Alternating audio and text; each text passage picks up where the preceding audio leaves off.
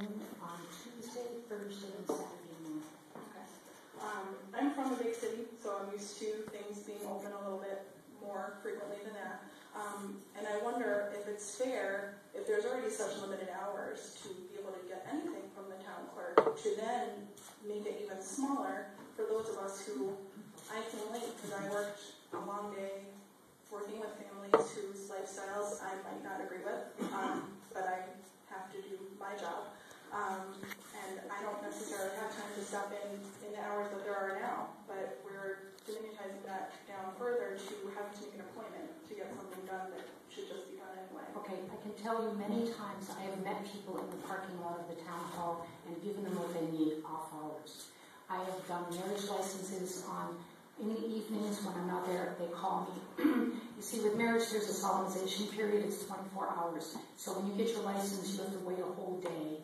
You can't get married the next day. That's an old law. It's sort of like so that people can think about it in a sober state.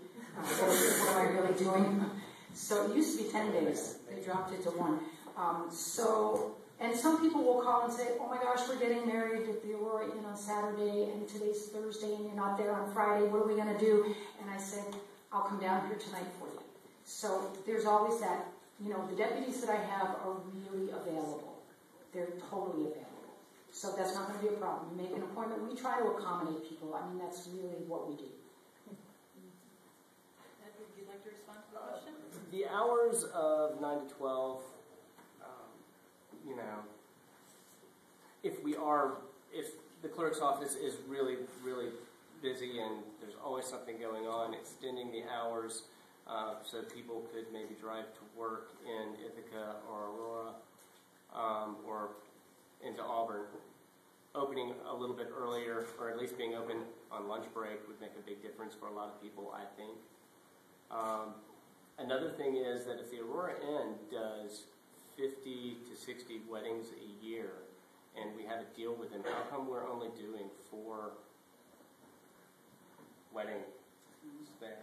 Is it because we aren't available and because we're not actually being open and outgoing to actually reach these people? I realize that a lot of people do get their licenses where it's closer to home. But I think you bring up a good point. I think we should look at the hours that the clerk's office is open and make it more viable. The Saturday 9 to 12 is great for us that run to the dump because we can just make that little loop, and that's wonderful.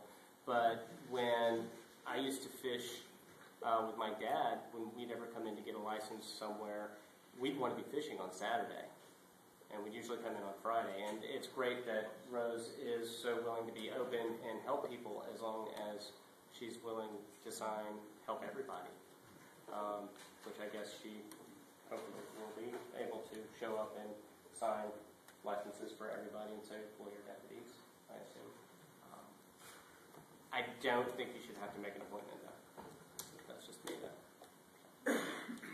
Next question. Looks like down in the front. David, we're making you work here without pleasure. And this question goes to Ed first. Oh, I apologize because it's more for Rose. My name is Shane Knezovich, and I'm a 5th-year senior here. And you say you don't want to discriminate when handing out marriage licenses, but aren't you discriminating by handing it off to a deputy clerk because you don't want to sign marriage licenses? So Ed goes first. So even though the question is more directly. Sorry. He can choose to pass if he wants, but. This one, since it is directed directly towards her. Well, you can say. I mean, yeah, I believe that a lot of what the town has done is trying to rationalize the discrimination and trying to compensate. And I do believe that we should compensate for beliefs to a degree, but at one point, like the young gentleman brought up, you're enforcing your own beliefs upon somebody else. So. Are you the one that came to my office? Yes, I was. So, yeah, I wanted to thank you tonight because I really appreciate being asked to deal with the issues because I love talking about this stuff. Because a lot of times, I've been really, sort of battered over this in the media and over my emails and my phone, and I can't answer my phone anymore, and I'm getting screamed at because everybody thinks I'm a bigot and all this. And I keep thinking, wait a minute, this is supposed to be a free country. Can't we all live on the planet together? I mean, is that possible? Do I have to think like you? Am I going to be forced to think like you? Okay, so we have a little difference. And I've gone out of my way to legally take care of this this little duty in the town clerk's office. So when you start to bring up discrimination, can I be discriminated against or just you? Can I feel discriminated against? I mean, when everybody pounces on me and says, do your job or resign, I mean, what do you think? Can anybody have any respect for the fact that I have a relationship with Jesus Christ? Or is that so foul to some people that I should be, stoned, possibly? I mean, what do you think? I mean, because I feel like I should have brought a bag of stones to them. Not for you guys.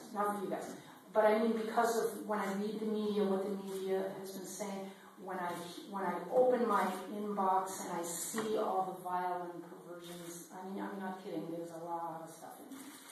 And I'm not saying everybody does it, but there is a good portion of people that have been extremely disrespectful. So I feel that discrimination as well. So why don't we put the whole subject down and stay with the issues? There is no human rights issue here as far as I see it, because everyone's being treated the same. It's just me, this person right here, that's not going to do them. Now, when you go to the DMV or another city clerk's office, are you going to go in there and say, I want that woman to do it, because I know she doesn't like doing it? Are you going to do that? Why can't the town of Ledyard have deputies? Why do you have to put a personal thing on me? And it's because we're a small town. And you're picking on me. But in reality, an office can be a large office, and you don't have any personal identity with those people in there. You don't know which one of them doesn't want to do same-sex marriage. There may be one that got an exemption over there, and she's never going to do it, and you will never know that. So I ask you to think about this. Are you picking on me personally, and you just don't want me to have my conviction? Or can I have my conviction? And can we work within the law to accommodate both me and you? Can we do that? Question. I want to make sure everybody's mindful of time. So we're running into about 10 after, 12 after, 8. Looks like we have 2 more questions. 2 more. Okay. So let's agree. Who has hands up? So I see 4 hands up. We'll have these 4 people ask their questions, and then we'll, since we didn't start right at 7, so we're going to start here.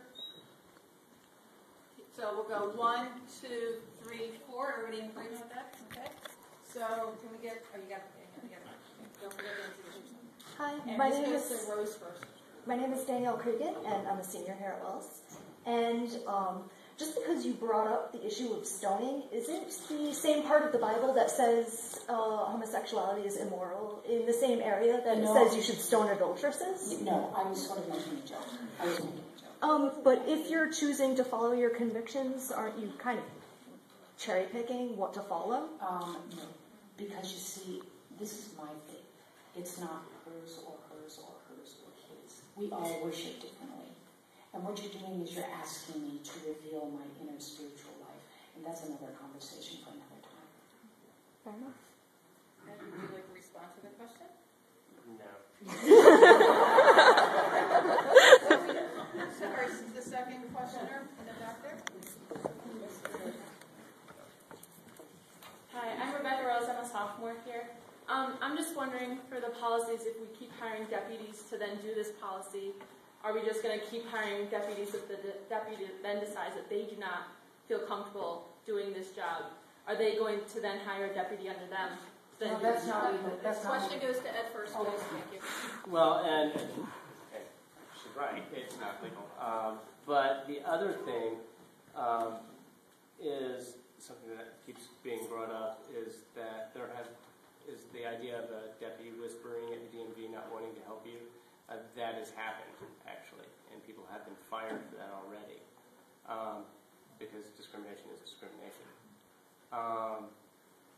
And just as a deputy shouldn't be able to pass things off, neither should your clerk. Rose, you care to respond to the question? No, we can never know when there's going to be turnover. For instance, the Aurora clerk's office now needs a real clerk because the clerk just resigned. So she was only in that job a very short time, and she resigned. So that job is open.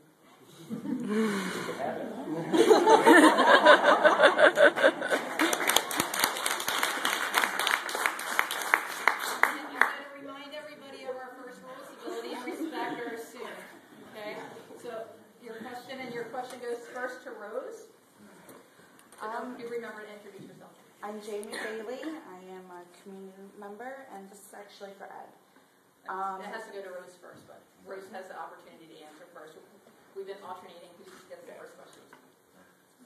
What have you done to let the community know about the situation, put yourself out there?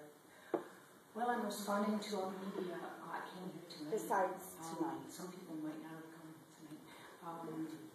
What else am I doing? I put a sign up in the town hall outside the window that says all marriage licenses are by appointment. What else do you Tell me, what do you want? I was actually, I wanted to direct it toward Ed, Yes. so Yeah. I apologize that I didn't go in order. I should have let somebody else go.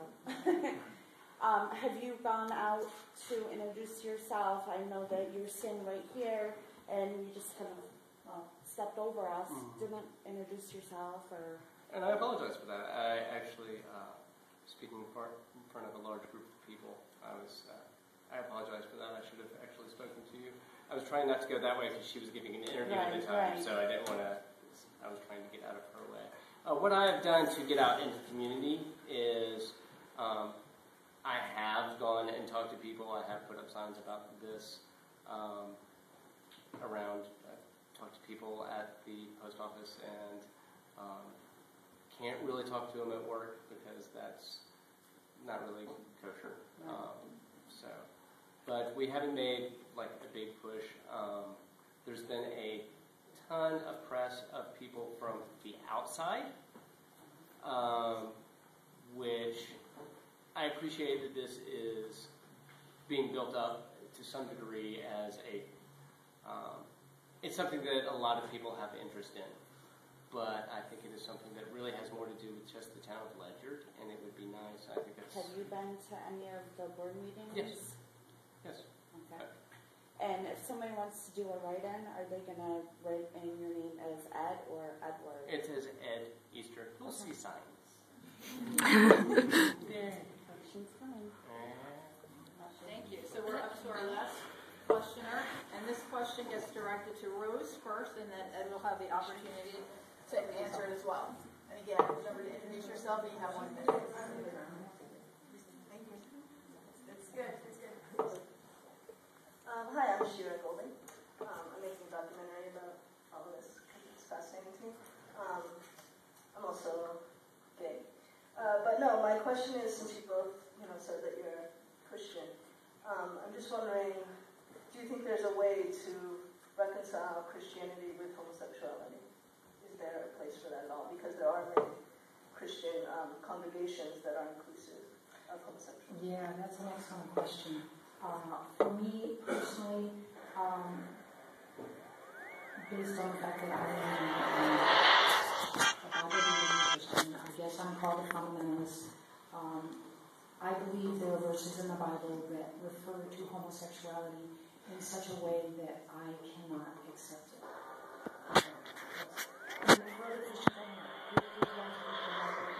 I've spoken to other clerks, and they've said, that they're Catholics and they don't have a problem with it.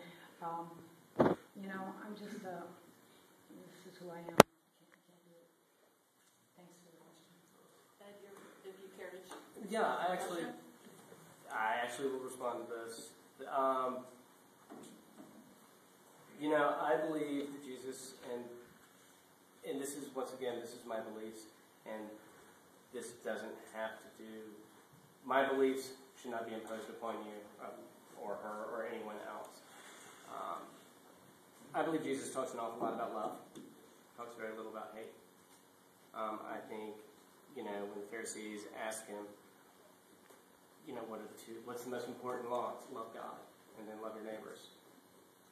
And I believe that it's also very important that we spend a lot more time paying attention to the log in our own eye.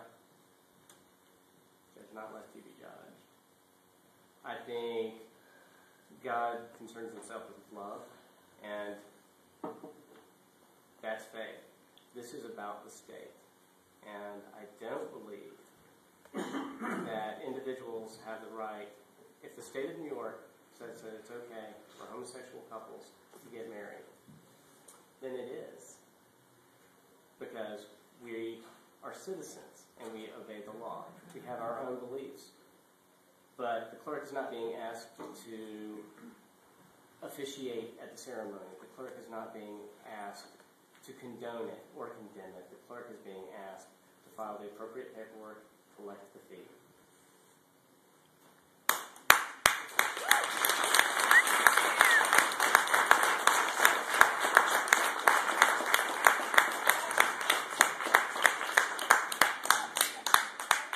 That concludes our discussion this evening with the candidates. And I wanted to say to both of you, thank you again so much for participating. I hope you both have enjoyed being part of the Wells community for this evening and sharing your views regarding the position, hearing from our students and the larger community in terms of what's on their mind. And I do appreciate you taking the time to engage in this dialogue. President Ryerson, would you like to say any closing or final I just remarks? want to again thank the candidates and thank you all for participating, listening actively, and knowing that it is important to be engaged in the political process. And as one of the candidates said, hopefully you are more informed voters now here in the town of Ledyard. And then for the many faces I'm seeing who've not been on the Wells College campus before, please do not be strangers. You are our neighbors, and we have a number of arts, cultural, and educational activities, and we'll welcome your presence at another time. And enjoy the remainder. And I would probably say, I wasn't expecting you to say it, don't forget to vote on November 8th. Here in Ledyard or your home communities, especially for our students, if you're doing absentee ballots, make sure you have all those in line. Being part of our process as a country is really important. Thank you very much for coming this evening.